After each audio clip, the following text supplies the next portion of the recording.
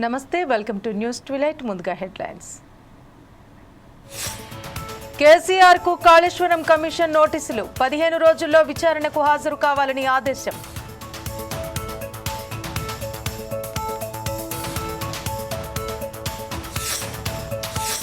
ముగిసిన AP cabinet సమావేశం, రైతాంగ సమస్యలపై సుదీర్ఘ చర్చ.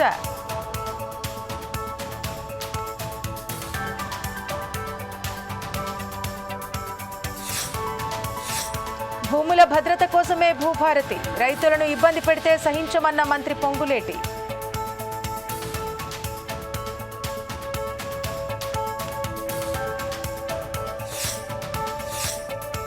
మెట్రో ప్రయాణికులకు గుడ్ న్యూస్, పెంచిన ఛార్జీల సవరణ.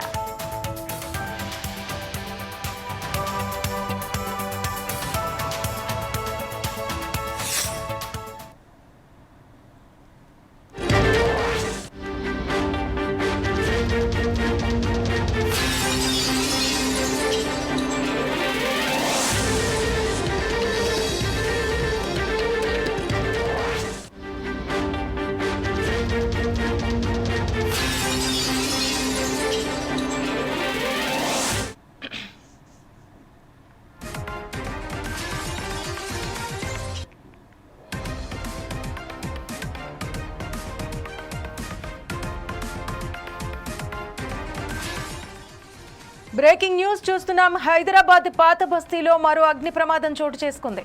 చత్రినాక బోయిగూడలోని G+2 భవనం ఈ ప్రమాదంలో జరిగింది. ఈ భవనంలోని సెకండ్ ఫ్లోర్లో చెప్పుల గోదాంలో ఒక్కసారిగా మంటలు చెలరేగాయి. దీంతో స్థానికులు భయభ్రాంతులకు గురయ్యారు. ప్రమాదం జరిగిన పరిసరాలన్నీ పొగతో కమ్ముకున్నాయి. గోదాంలో నుంచి దట్టమైన పొగలు వచ్చాయి. అప్రమత్తమైన స్థానికులు వెంటనే అగ్నిమాపక అధికారులకు సమాచారం అందించారు. ఇక సమాచారం అందుకున్న చత్రినాక పోలీసులతో పాటు 2 ఫైర్ ఇంజన్లు హుటాహుటిన ఘటనా స్థలానికి చేరుకున్నాయి. సుమారు గంట పాటు మంటల అదుపుల కోసం ఫైర్ సిబ్బంది తీవ్రంగా శ్రమించి మంటలను అదుపు చేశారు. అయితే మంటలు 2వ అంతస్తులోనే పరిమితం కావడంతో భవనం మిగతా భాగాలకు ప్రమాదం తలెత్తలేదు. సమీపంలోని నివాస గృహాలపై ప్రమాద భయం నెలకొనడంతో పోలీసులు భద్రతా చర్యలు తీసుకున్నారు. ప్రజలకు ఎలాంటి ఇబ్బందులు కలగకుండా చర్యలు చేపట్టారు. ఇక ఈ ప్రమాదంలో ఎలాంటి ప్రాణ నష్టం సంభవించకపోవడం వల్ల ఊపిరి పీల్చుకున్నారు. అయితే గోదాంలో నిల్వ ఉన్న చెప్పుల సామాగ్రి పూర్తిగా దగ్ధమై లక్షల రూపాయల ఆస్తి నష్టం వాటిల్లినట్టు ప్రాథమిక అంచనాలు వేస్తున్నారు. ఈ ఘటనపై కేసు నమోదు చేసిన పోలీసులు దర్యాప్తు చేపట్టారు.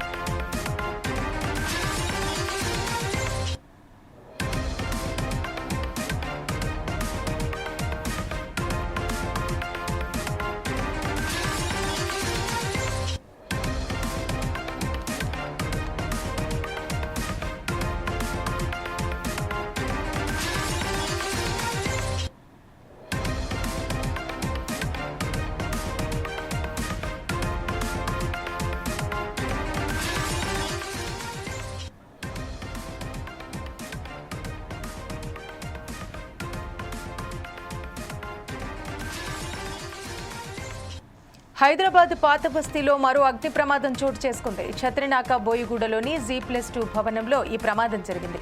ఈ భవనంలోని సెకండ్ ఫ్లోర్లో చెప్పుల గోదాంలో ఒక్కసారిగా మంటలు చెలరేగాయి. దీంతో స్థానికులు భయభ్రాంతులకు గురయ్యారు. ప్రమాదం జరిగిన పరిసరాలన్నీ పొగతో కమ్ముకున్నాయి. గోదాంలో నుంచి దట్టమైన పొగలు అలుముకున్నాయి. అప్రమత్తమైన స్థానికులు వెంటనే అగ్నిమాపక అధికారులకు సమాచారం అందించారు. ఇక సమాచారం అందుకున్న చత్రినాక పోలీసులతో పాటు 2 ఫైర్ ఇంజన్లు హుటాహుటిన ఘటనా స్థలానికి చేరుకున్నాయి. సుమారు గంట పాటు మంటలు అదుపుల కోసం ఫైర్ సిబ్బంది తీవ్రంగా శ్రమించి మంటలను అదుపు చేశారు. అయితే మంటలు 2వ అంతస్తులోనే పరిమితం కావడంతో భవనం మిగతా భాగాలకు ప్రమాదం తలెత్తలేదు. సమీపంలోని నివాస గృహాలపై ప్రమాద భయం నెలకొనడంతో పోలీసులు భద్రతా చర్యలు తీసుకున్నారు. ప్రజలకు ఎలాంటి ఇబ్బందులు కలగకుండా చర్యలు చేపట్టారు. ఇక దీనికి సంబంధించి మరిన్ని వివరాలు మా ఇన్పుట్ ఎడిటర్ శ్రీనివాస్ అందిస్తారు. శ్రీనివాస్, చెప్పండి. అంటే కనీసం 24 గంటలు కూడా జరగలేదు, చార్మినార్లో భారీ అగ్ని ప్రమాదం జరిగింది, మళ్ళీ ఇవాళే మరొక అగ్ని ప్రమాదం జరిగింది. దీనికి సంబంధించి పూర్తి వివరాలు తెలపండి. ఏదైతే చార్మినార్ పాత బస్తీలో గుల్జార్ హౌస్ లో జరిగిన అగ్ని ప్రమాదం, ఆ భయానక వాతావరణం మరవక ముందే పాత బస్తీ ప్రజలకు మరోసారి అగ్ని ప్రమాదం జరిగింది. ఇది చత్రినాక పోలీస్ స్టేషన్ పరిధిలో బోయిగూడలో జరిగింది. ఇది G+2 భవనంలో ఏదైతే చెప్పులు పెట్టుకున్న ఏదైతే గోదాం ఉందో ఆ గోదాంలో ఈ ప్రమాదం జరిగింది. అయితే ఒక్కసారిగా మంటలు చెలరేగడం అక్కడ ఉన్న వాళ్ళందరూ కూడా భయాందోళనకు గురయ్యారు. ఎందుకంటే మనం చూసాము గుల్జార్ హౌస్ లో జస్ట్ ఏసీ కంప్రెసర్ పేలిపోవడంతో ఎంతమంది దాదాపుగా 16 మంది పైగా మృత్యువాత పడ్డారు. ఇప్పటికీ ఆ ఘటనకు సంబంధించి ఈ రోజే ప్రభుత్వం ఒక కమిటీని కూడా వేసింది 5 సభ్యులతో. జిహెచ్ఎంసీ కమిషనర్, హైదరాబాద్ కలెక్టర్, అదేవిధంగా మనకి కమిషనరు తో పాటుగా మనకి హైడ్రా కమిషనరు, ఇలా వీటితో కలిపి ఒక కమిటీ వేసింది. గుల్జార్ హౌస్ ఘటనకు సంబంధించి ఎంక్వైరీ చేయమని చెప్పేసి భవిష్యత్తులో ఇలా జరగకుండా ఏం చేయాలన్న దానికి సంబంధించి కూడా ఈ కమిటీ విచారణ జరుపుతుంది, రీసెర్చ్ చేస్తుంది. అయితే ఈ కమిటీ ఇంకా రంగంలోకి దిగకుండానే పాత బస్తీ చత్రినాకలో ఈ ఘటన చోటు చేసుకోవడం అనేది నిజంగా అది అనుకోని ఘటనగానే భావించాలి. అయితే ఒకటి, ఎండాకాలంలో ఖచ్చితంగా అగ్ని ప్రమాదాలు జరుగుతుంటాయి. ఎందుకంటే ఇప్పుడున్న ఎండ అంతా ఇంత కాదు, ఖచ్చితంగా ప్రతి ఏడాది కూడా ప్రతి చోట కూడా ఇక్కడ ఒక చోట ఈ అగ్ని ప్రమాదాలు జరుగుతూనే ఉంటాయి ఎండాకాలంలో.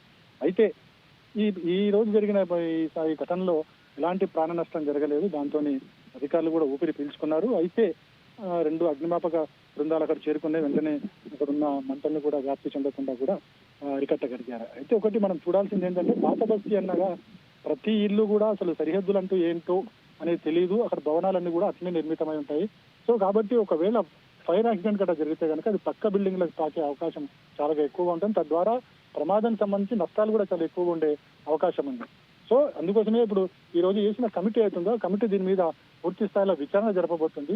పాత బస్తీల్లో ప్రతి ఏరియాను కూడా సందర్శించబోతుంది. ఇలాంటి దుర్ఘటనలు జరిగితే ఎలా తప్పించుకోవచ్చు, యాక్చువల్లీ ఇక్కడ ఫైర్ నామ్స్ ఉన్నాయా లేవనేది కూడా చెక్ చేయాల్సిన అవసరం ఉంది. ఎందుకంటే గతంలో చూసాము 5 ఏళ్ల క్రితం ఒక ఫైరింగ్ నామ్స్ అని ప్రభుత్వం ఒక కమిటీ ఏర్పాటు చేసింది. ఫైరింగ్ నామ్స్ ఖచ్చితంగా ఉండాలి. ఎందుకంటే ప్రతి బిల్డింగ్ లోకి వెళ్ళాలనుకుంటే గనక అగ్ని ప్రమాదం జరిగితే ఆ భవనం చుట్టూ ఫైరింగ్ అని వెళ్లేలా కూడా ఏర్పాటు చేయాలి. కానీ మనం పాత బస్తీకి వెళ్తే కనుక అలాంటి దాఖలాలు ఎక్కడ మనకు కనిపించవు. ఎందుకంటే ప్రతి ఇల్లు ప్రతిది కూడా సరిహద్దులంటూ ఏవి లేకుండానే కలిసిపోయి ఉంటాయి. కాబట్టి వాటి వెనక వెళ్ళాలంటే మాత్రం కష్టం, ఫైరింగ్ తిరగాలంటే కూడా కష్టం. సో ఇలాంటి పరిస్థితుల్లోనే ప్రమాదాలు ఎక్కువగా జరిగే అవకాశం ఉంది, ప్రాణ నష్టం జరిగే అవకాశం ఉంది. కాబట్టి ఇలాంటివన్నీ కూడా ఈ కమిటీ చూస్తుంది. చూసిన తర్వాత అక్కడ ఎక్కడైనా రెక్టిఫై చేయాలనుకుంటే రెక్టిఫై చేస్తుంది. అక్కడ ఫైర్ ఇంజన్లు తిరిగే అవకాశం ఉంటే అక్కడ అలాంటి ఏర్పాట్లు కూడా చేసుకోవాలని చెప్తుంది. ఒకవేళ అక్కడ లేకపోతే కనుక ఫైరింగ్ కి సంబంధించి ఒకవేళ సడన్ గా అగ్ని ప్రమాదం జరిగితే ఏ విధమైన చర్యలు తీసుకోవాలనేది ఫైర్ ఎక్స్టింగ్విషర్స్ అనేవి ఉంటాయి. అవన్నీ కూడా ఆయా భవంతులో పెట్టుకోవాల్సిన అవసరం ఉంది.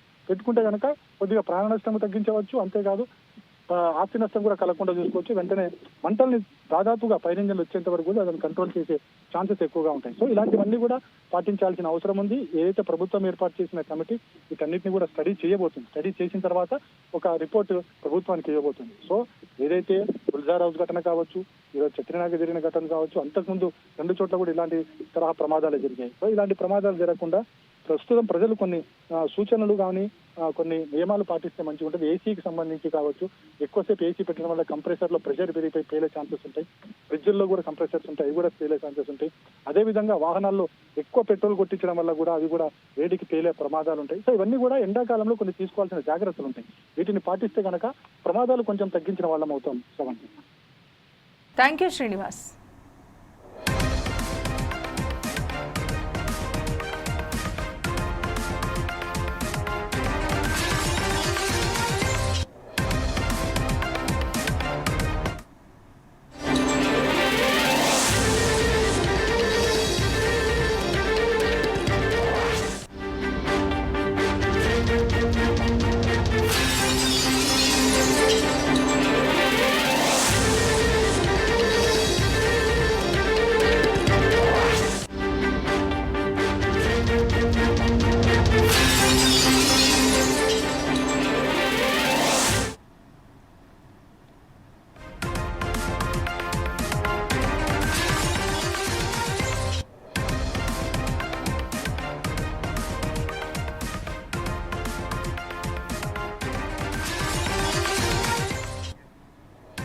బులెటిన్లో మరో బ్రేకింగ్ న్యూస్ చూస్తున్నాం. హైదరాబాద్ మెట్రో సంస్థ ప్రయాణికులకు శుభవార్త తెలిపింది.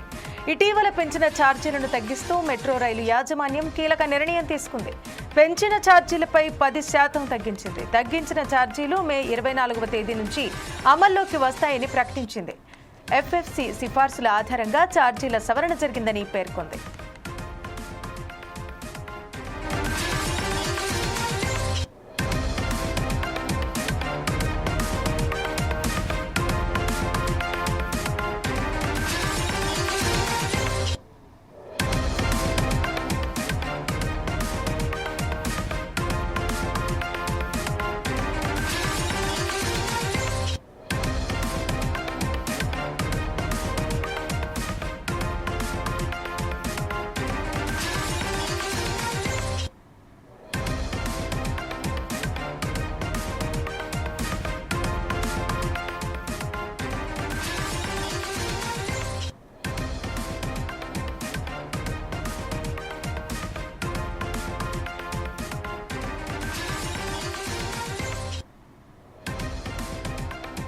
హైదరాబాద్ మెట్రో ప్రయాణికులకు శుభవార్త తెలిపింది. ఇటీవల పెంచిన ఛార్జీలను తగ్గిస్తూ మెట్రో రైలు యాజమాన్యం కీలక నిర్ణయం తీసుకుంది. పెంచిన ఛార్జీలపై 10% తగ్గించింది. తగ్గించిన ఛార్జీలు మే 24వ తేదీ నుంచి అమల్లోకి వస్తాయని ప్రకటించింది. ఎఫ్ఎఫ్సి సిఫార్సుల ఆధారంగా ఛార్జీల సవరణ జరిగిందని పేర్కొంది. ఇక దీనికి సంబంధించి మరిన్ని వివరాలు మా ప్రతినిధి లెనిన్ అందిస్తారు. లెనిన్, చెప్పండి, గత 2 రోజుల కిందటనే మెట్రో సంస్థ ఛార్జీలు భారీగా పెంచింది. అంటే 10 నుండి 12% వరకు పెంచడం జరిగింది. ఇప్పుడు మళ్ళీ తగ్గించడం జరిగింది. దీనికి ప్రధాన కారణాలు ఏంటి తగ్గించడానికి? హైదరాబాద్ మెట్రో ఛార్జీలు పెంచిన తర్వాత ఎల్ఎన్టీ సంస్థ పెంచిన ఛార్జీలపై 10% రాయితీ ఇస్తూ నిర్ణయం తీసుకుంది. ఈ రాయితీ ఈ నెల 24వ తేదీ నుంచి వర్తిస్తుందని చెప్పేసి కూడా మెట్రో సంస్థ వెల్లడించింది.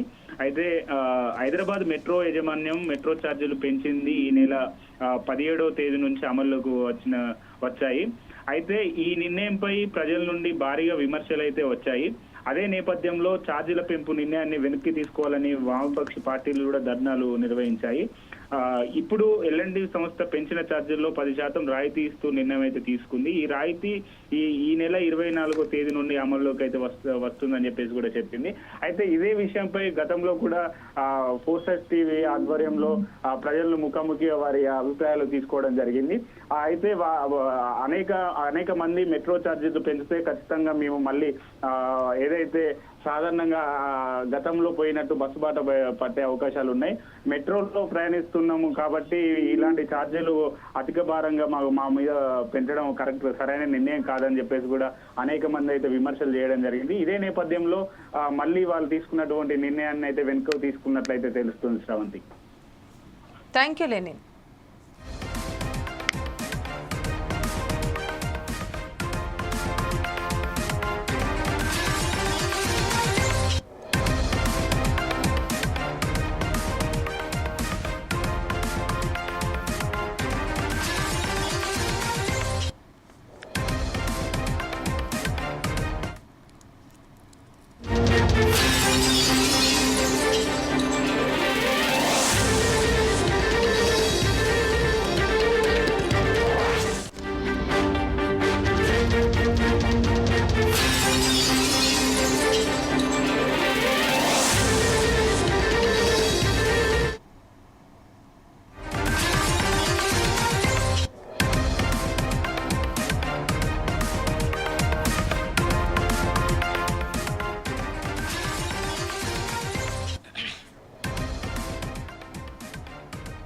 మరో బ్రేకింగ్ న్యూస్ చూస్తున్నాం. ఏపీ కేబినెట్ సమావేశం ముగిసింది. ఈ సమావేశంలో పలు కీలక నిర్ణయాలు తీసుకున్నారు. రైతాంగ సమస్యలపై సుదీర్ఘంగా చర్చించారు ఏపీ నేతలు.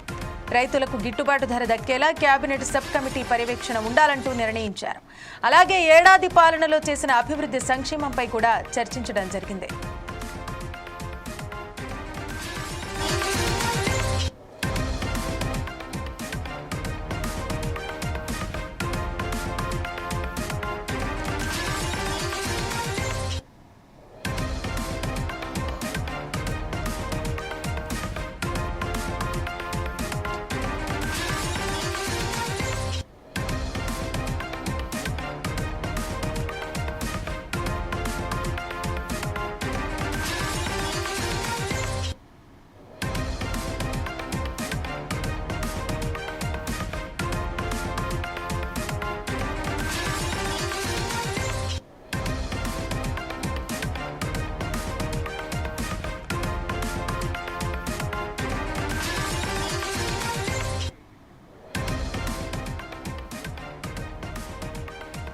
ఏపీ కేబినెట్ సమావేశం ముగిసింది. ఈ సమావేశంలో పలు కీలక నిర్ణయాలు తీసుకున్నట్టు తెలుస్తోంది. ముఖ్యంగా రైతాంగ సమస్యలపై సుదీర్ఘంగా చర్చించారు నేతలు. రైతులకు గిట్టుబాటు ధర దక్కేలా కేబినెట్ సబ్ కమిటీ పర్యవేక్షణ ఉండాలంటూ నిర్ణయించారు. అలాగే ఏడాది పాలనలో చేసిన అభివృద్ధి సంక్షేమంపై కూడా చర్చించారు. ఇక దీనికి సంబంధించి మరిన్ని వివరాలు మా ఇన్పుట్ ఎడిటర్ శ్రీనివాస్ అందిస్తారు. శ్రీనివాస్, చెప్పండి, ఏపీలో కేబినెట్ సమావేశం ఏ విధంగా జరిగింది? ముఖ్యంగా ఎటువంటి అంశాలపైన ఎక్కువగా చర్చించడం జరిగింది? ఏపీ కేబినెట్ సమావేశం కొద్దిసేపటి క్రితమే ముగిసింది. ముఖ్యమంత్రి చంద్రబాబు నాయుడు అధ్యక్షతన ఈ సమావేశం జరిగింది. అయితే ప్రధానంగా రైతాంగ సమస్యల మీద ఈ చర్చ ఎక్కువగా జరిగింది. ఎందుకంటే రైతులకు గిట్టుబాటు ధర అందించాలన్నది ప్రధానంగా ప్రభుత్వం ఆలోచిస్తుంది. అందుకు సంబంధించి కేబినెట్ సబ్ కమిటీని కూడా ఇచ్చింది. ఈ కేబినెట్ సబ్ కమిటీ రెగ్యులర్ గా ఈ రైతుల గిట్టుబాటు ధర అందేలా కూడా చూడాలని చెప్పేసి కూడా వాళ్ళకి ఒక ఆదేశాలు జారీ చేయడం జరిగింది. ఎందుకంటే రైతుల గిట్టుబాటు ధర అనేది ఒక్కో చోట ఒక్కో రకంగా కనిపిస్తుంది. రైతులను అంటే వాళ్ళు పండించిన పంట పెట్టుబడికి రాకుండా కొన్ని చోట్ల కూడా వాళ్ళకి ఇబ్బంది పడుతున్న పరిస్థితి కనిపిస్తుంది. సో అలాంటి ఇబ్బందులు లేకుండా ఈ కేబినెట్ సబ్ కమిటీ రెగ్యులర్ గా పర్యవేక్షిస్తుంది. అదేవిధంగా వ్యవసాయ రంగం సంబంధించి మార్కెటింగ్ మీద ఎక్కువ దృష్టి సారిస్తుంది. ఎందుకంటే పండిన పంటను మార్కెటింగ్ చేయకపోతే కనుక ఈ రైతులకి నష్టమే కలుగుతుంది. కాబట్టి దాని మీద కూడా దృష్టి సారించాలని చెప్పేసి కూడా కేబినెట్ సబ్ కమిటీకి చెప్పడం జరిగింది. ఇక మరోవైపు చూసుకుంటే కనుక ఏడాది పాలనలో కూటమి సర్కార్ వచ్చి ఏడాది అవుతుంది. సో ఏడాది పాలనలో చేసిన అభివృద్ధి పనులు కావచ్చు, సంక్షేమ కార్యక్రమాలు కావచ్చు, వీటి మీద కూడా చర్చ జరిగింది. అదేవిధంగా రాష్ట్రానికి రావాల్సిన ప్రాజెక్టులు ఏవైతుంటే ఆ ప్రాజెక్టులకు సంబంధించి కూడా ప్రధానంగా చర్చించారు. అదేవిధంగా బదిలీల విషయంలో గత కొంతకాలంగా కూడా 2016 నుంచి కూడా ఏపీలో బదిలీలు జరగకుండా ఆగిపోయిన పరిస్థితి. సో అలాంటి వాటి మీద కూడా దృష్టి పెట్టడం జరిగింది. సో మొత్తానికైతే ఏపీ కేబినెట్ సమావేశం కొన్ని కీలక నిర్ణయాలు తీసుకుంది. ఇక సమావేశం ముగిసిన తర్వాత కూడా రాజకీయమైన కొన్ని అంశాల మీద చర్చించారు. దీనికి అధికారులు అయితే ఎవరు ఉండరు. రాజకీయపరమైన అంశాలకు సంబంధించి చూసుకుంటే కనుక మే 27, 28, 29 తేదీల్లో మహానాడు నిర్వహించబోతున్నారు. దీనికి సంబంధించి కూడా వాళ్ళు చర్చించుకోవడం జరిగింది. అదేవిధంగా రాష్ట్రంలో జరుగుతున్న రాజకీయ పరిణామాలు, ఈ లిక్కర్ స్కామ్ కావచ్చు, ఇక అరెస్టులు కావచ్చు, వాటి మీద కూడా చర్చించారు. సో ఇవన్నీ కూడా రాజకీయ పరమైన చర్చలు. సో కాబట్టి దీన్ని పెద్దగా బయటికి రావు, కేవలం ప్రభుత్వం తీసుకున్న నిర్ణయాలు మాత్రమే ఇక్కడ బయటికి వస్తాయి. కాబట్టి ఈ ప్రభుత్వ నిర్ణయాలు మాత్రం ఈ విధంగా ఉన్నాయి. అవంతి. Thank you Srinivas.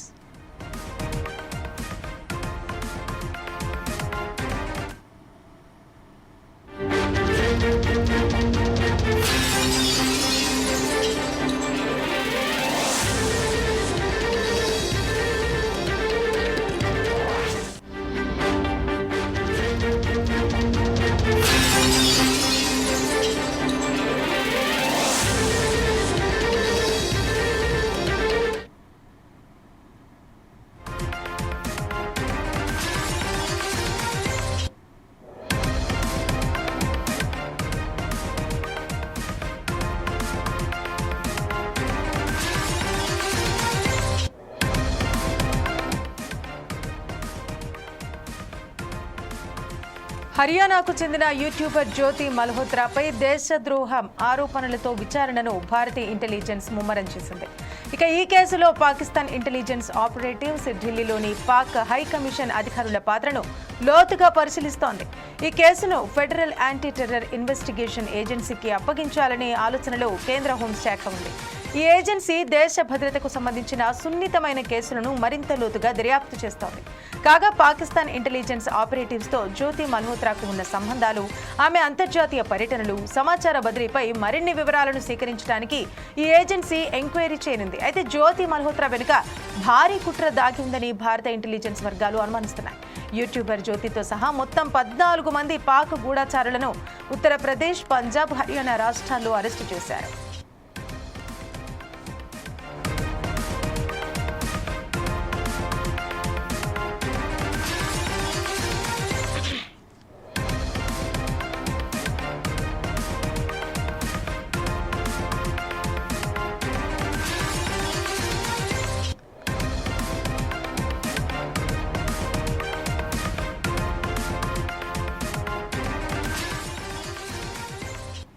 హర్యానాకు చెందిన యూట్యూబర్ జ్యోతి మల్హోత్రాపై దేశద్రోహం ఆరోపణలతో విచారణను భారతీయ ఇంటెలిజెన్స్ ముమ్మరం చేసింది. ఈ కేసులో పాకిస్తాన్ ఇంటెలిజెన్స్ ఆపరేటివ్స్ ఢిల్లీలోని పాక్ హై మిషన్ అధికారుల పాత్రను లోతుగా పరిశీలిస్తోంది. ఈ కేసును ఫెడరల్ యాంటీ టెర్రర్ ఇన్వెస్టిగేషన్ ఏజెన్సీకి అప్పగించాలనే ఆలోచనలో కేంద్ర హోంశాఖ ఉంది. ఈ ఏజెన్సీ దేశ భద్రతకు సంబంధించిన సున్నితమైన కేసులను మరింత లోతుగా దర్యాప్తు చేస్తోంది.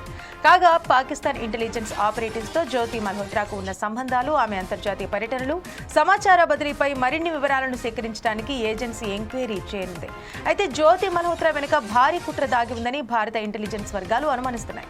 యూట్యూబర్ జ్యోతితో సహా మొత్తం 14 మంది పాక్ గూఢచారులను ఉత్తరప్రదేశ్, పంజాబ్, హర్యానా రాష్ట్రాల్లో అరెస్టు చేశారు. ఇక దీనికి సంబంధించి మరిన్ని వివరాలు మా ప్రతినిధి లెనిన్ అందిస్తారు. లెనిన్, చెప్పండి, జ్యోతి మల్హోత్రా యూట్యూబర్ ఎవరైతే ఉన్నారో ఆవిడ గురించి అంటే రోజుకో కొత్త మలుపు తిరుగుతోంది, రోజుకో కొత్త విషయాలు వెలుగులోకి వస్తున్నాయి. దీనికి సంబంధించి పూర్తి వివరాలు తెలపండి. శ్రవంతి, సోషల్ మీడియా ఇన్ఫ్లుయెన్సర్ జ్యోతి మాలోత్రా కేసులో కీలక అప్డేట్ అయితే వచ్చింది. ఈ కేసు తీవ్రతను దృష్టిలో ఉంచుకొని కేంద్ర హోంశాఖ దీనిని ఫెడరల్ యాంటీ టెర్రర్ ఇన్వెస్టిగేషన్ ఏజెన్సీకి అయితే అప్పగించాలని యోచిస్తుంది. అయితే జ్యోతి మాలోత్రా హర్యానాకు చెందిన యూట్యూబర్ జ్యోతి మాలోత్రాపై దేశద్రోహం ఆరోపణలతో దర్యాప్తు అయితే ముమ్మరం చేసిన భారత నిఘా సంస్థలు ఈ కేసులో పాకిస్తాన్ ఇంటెలిజెన్స్ ఆపరేటివ్స్ ఢిల్లీలో పాకిస్తాన్ హై కమిషనర్ అధికారుల పాత్రను లోతుగా అయితే పరిశీలిస్తున్నాయి.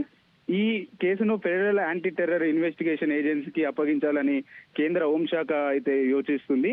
ఈ ఏజెన్సీ దేశ భద్రతకు సంబంధించిన సున్నితమైన కేసులను లోతుగా దర్యాప్తు చేయడంలో నైపుణ్యత కలిగి ఉంది. ఈ కేసులో పాకిస్తాన్ ఇంటెలిజెన్స్ ఆపరేటివ్స్ తో జ్యోతి సంబంధాలు, ఆమె అంతర్జాతీయ పర్యటనలు, సమాచార బదిలీ గురించి మరిన్ని వివరాలను సేకరించేందుకు ఈ ఏజెన్సీ అయితే దర్యాప్తును ముమ్మరం చేసింది. జ్యోతి వెనుక భారీ కుట్ర దాగి ఉందని నిఘా వర్గాలు అయితే అనుమానిస్తున్నాయి. ఈ కేసు ప్రస్తుతం దేశవ్యాప్తంగా సంచలనం అయితే రేపుతుంది. ఎందుకంటే జ్యోతి మాలోత్రా ఒక ప్రముఖమైన ట్రావెలర్ గా గుర్తింపు తెచ్చుకుంది.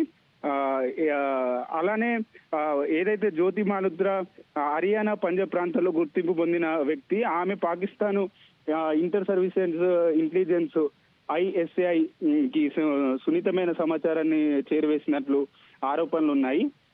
ఇండియాలోనే ఉంటూ జ్యోతి ఇదంతా చేయడం భారత భద్రతకు తీవ్రమైన ముప్పుగా పరిగణించబోతుంది. అలానే హర్యానా పోలీసులు జ్యోతి మాలోత్రాను గూఢచారం ఆరోపణలపై అరెస్ట్ అయితే చేశారు. ఆమెతో పాటు ఆరుగురు ఇతర భారతదేశ పౌరులను కూడా అదుపులోకి తీసుకున్నారు శ్రవంతి. అలానే ఈ కేసులో నేషనల్ ఇన్వెస్టిగేషన్ ఏజెన్సీ NIA ఏదైతే ఉందో ఇంటెలిజెన్స్ బ్యూరో IB అధికారులను విచారణ జరుపుతున్నారు. ఈ మేరకు జ్యోతి మాలోత్రాకు కోర్టు 5 రోజుల రిమాండ్ అయితే విధించింది.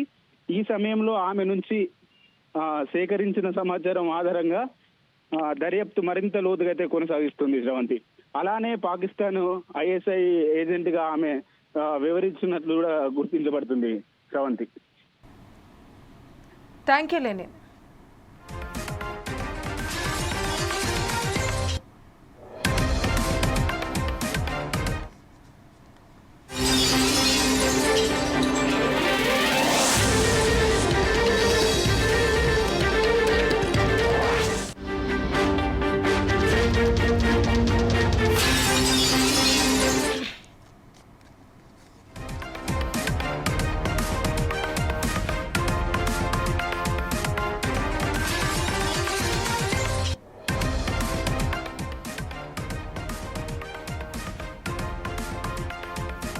మాజీ సీఎం బీఆర్ఎస్ అధినేత కేసీఆర్ కు కాళేశ్వరం కమిషన్ నోటీసులు జారీ చేసింది.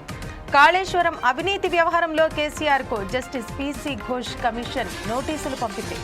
జూన్ 5 లోపు కమిషన్ ఎదుట హాజరు కావాలంటూ నోటీసుల్లో పేర్కొంది.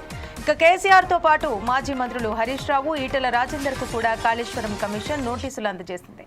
అయితే జూన్ 6వ తేదీన హరీష్ రావు, జూన్ 9వ తేదీన ఈటెల రాజేందర్లు హాజరు కావాలంటూ వారికి పంపిన నోటీసుల్లో పేర్కొన్నారు.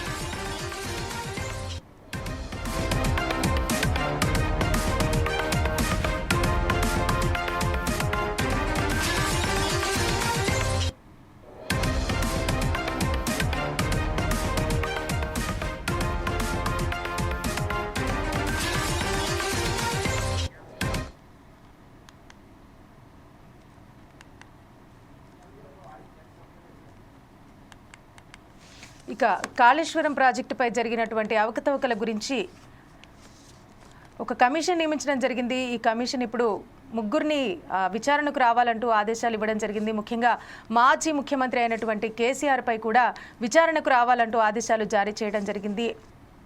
గత ప్రభుత్వ హయాంలో ఉన్నటువంటి ఆర్థిక మంత్రి ఎవరైతే ఉన్నారో ఈటెల రాజేందర్కి కూడా నోటీసులు పంపడం జరిగింది. అదేవిధంగా అప్పుడు నీటిపారుదల శాఖ మంత్రిగా పనిచేసినటువంటి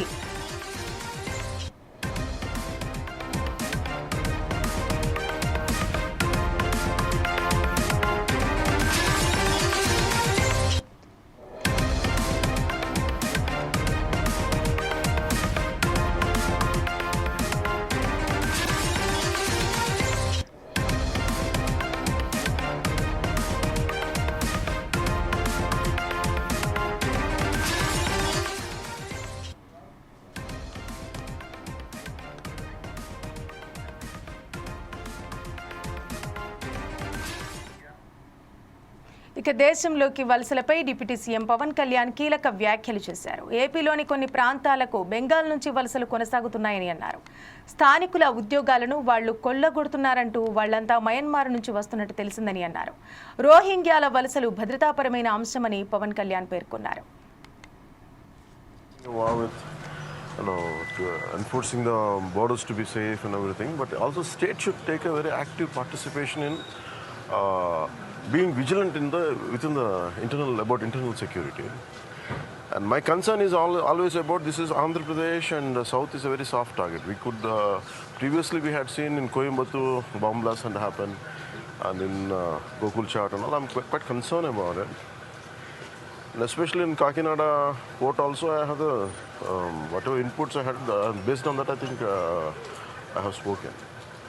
Especially when a particular person called who been apprehended by joint operation by both Telangana and AP police. I think that's a issue of concern for all of us.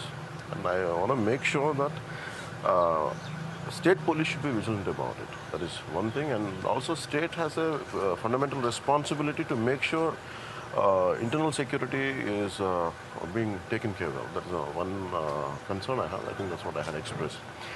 And also about regarding Rohingyas, for last few years, I'm saying I can say from 2017 to 2018, I had been noticing. And people have been complaining to me when we were in opposition, 2017, 2018, especially in certain parts of AP, a lot of people are coming from Bengal, and they're taking our jobs, and we are losing our employment. And this came from Goldsmith. This came from especially I heard it more from a goldsmith sector. I said, where these guys are coming from? These guys are coming from Kolkata. I said, in all these decades, Calcutta is a part of it, West Bengal is a part of it. How come sudden influx of migration from? Then we understood that it is from Rohingya, bunch of people, whatever, Myanmar. Because the problem is, we should be alert the police. You know? I said it from not just as a deputy chief minister. It's also I said it as a concerned citizen and a concerned president of a political party. మరిన్ని updates కోసం చూస్తూనే ఉండండి 4 Sides TV.